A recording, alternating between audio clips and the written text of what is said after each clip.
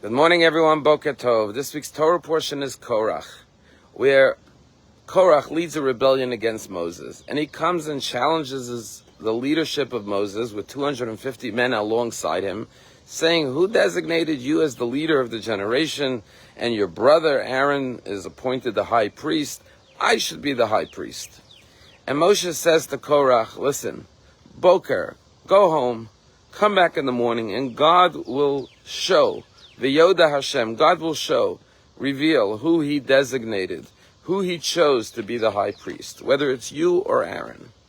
And Rashi asked the question, why does Moshe say, go home and come back in the morning? And Rashi gives two answers. One answer is simply that he was saying, Boker, go home. As we often say, let's sleep on it. Come back in the morning, we'll talk about it. Why? Because sometimes we have to calm down.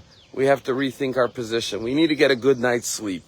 And Moses felt that Korach was about to create a catastrophe amongst the Jewish people, a rift, a rebellion. And therefore he wanted to try to prevent this from happening by encouraging Korach to go home and take a break and think about this and come back in the morning. Maybe he'll reconsider his position and not have to face the consequences that he ultimately faced. But then Rashi gives a second, deeper interpretation. And Rashi says that Moses was sending a subliminal message to Korach, and he was saying, listen, Korach, just like you see there is night and day, there is boker, there's a morning that distinguishes between the darkness of the night and the brightness of the morning light. That's something God created. God created boundaries in this world. Moral, ethical, righteous boundaries between good and evil, right and wrong. And just like no human being can change night into day or day into night because it's a creation of God, so too morality is created by God. And God determines what's considered darkness and what's considered light, what's considered truth and what's falsehood, what is moral and what is immoral. And therefore you will not be able to change that for your own personal gain and benefit. And therefore you should stop this rebellion. Unfortunately, Korach did not heed the warning of Moses, and it led to his demise. But the message of Moshe is more relevant today perhaps than any other time. We're living in a day where there's so much confusion, where there's so many people who call darkness light and light darkness. They try to manipulate truth and what is right and wrong. And therefore the message of Moses is that just like day and night is eternal, created by God, truth and falsehood, good and bad, right and wrong will never be able to be changed by human interests and desires. Just like Korach faced his demise, those who try to change the realities of God's creation will not succeed. Just look what happened in New York City this week. A candidate who won the primary, who may be the next mayor of New York City, is a man who on October 8th, one day after the worst massacre against Jews, put out a statement not condemning Hamas, but condemning Israel, saying this violence is due to the leadership of Israel, blaming Netanyahu, blaming the Israeli leadership, blaming the occupation, saying Israel's an apartheid state, and that's why October 7th occurred. And in his proclamation and his statement, there was not one word of condemnation against Hamas.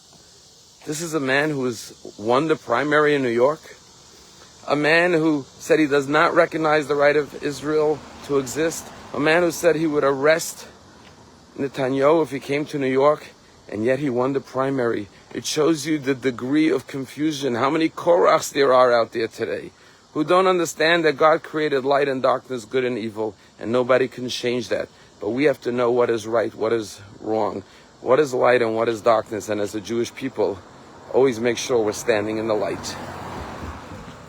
Over the course of the 12-day war, Iran sent hundreds and hundreds of missiles into civilian populations, killing innocent men, women, and children.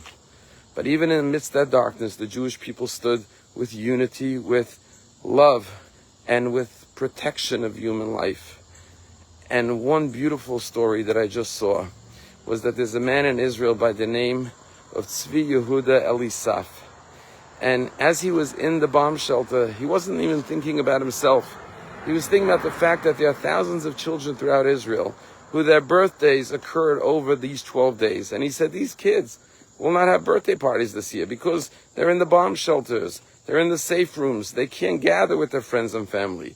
And so when the war was over, he decided he wants to make sure every child has a birthday.